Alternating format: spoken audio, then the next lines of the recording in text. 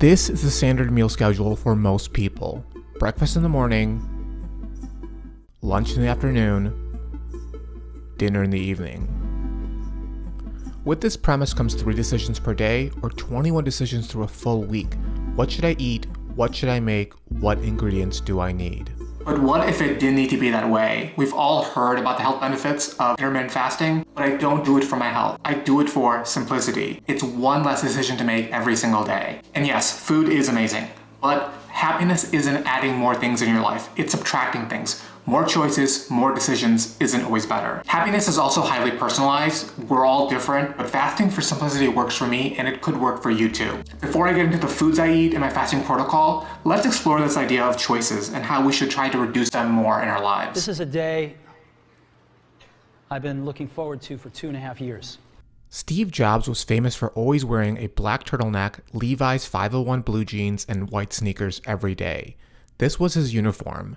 He did this as a personal style choice, but also because of daily convenience. In a similar fashion, former President Barack Obama decided to only alternate between gray and blue suits. He told Vanity Fair, "I'm trying to pare down decisions. I don't want to make decisions about what I'm eating or wearing because I have too many other decisions to make." And my new favorite example is Scott Galloway, pivot host, entrepreneur, professor. He mentioned in his recent podcast that when he goes out to dinner, he just asks the waitress or waiter what the best item on the menu is and just gets that. He doesn't want to deal with choices either. And think about working from home. We love it so much because it's convenient. It's convenient because we've eliminated a bunch of things in our life that cause us to make decisions. How to get to work, what to wear, what to eat. Those are all different decisions we had to make, and we've eliminated them or simplified them in our lives, and it's made us much happier. So this idea of elimination for simplicity and making less choices in our day can be applied to anything. Focus on the stuff that you love and get rid of the trivial stuff. So for me, that means removing one meal out of my day, which is lunch. So my fasting protocol is simple and not rigid. So what I do is around 8 o'clock or 8:30, I'm done eating.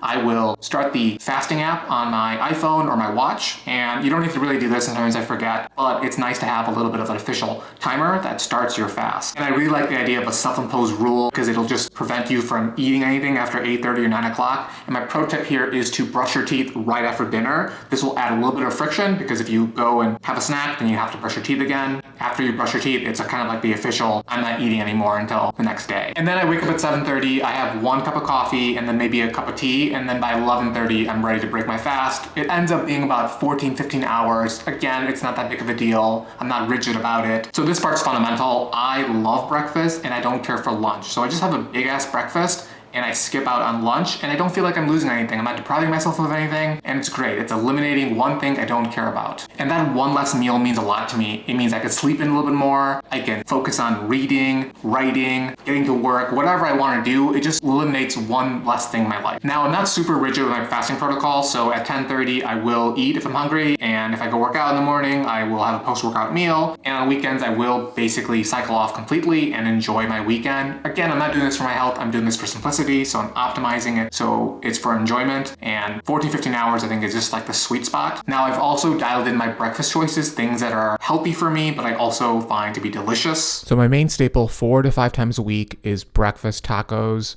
Eggs and avocados are like peanut butter and jelly, guys. Sometimes I put some turkey bacon on it. It's delicious. And I'll do oatmeal 1 or 2 times a week with a scoop of whey protein for the gains, obviously. And once every 2 weeks, I'll do protein waffles.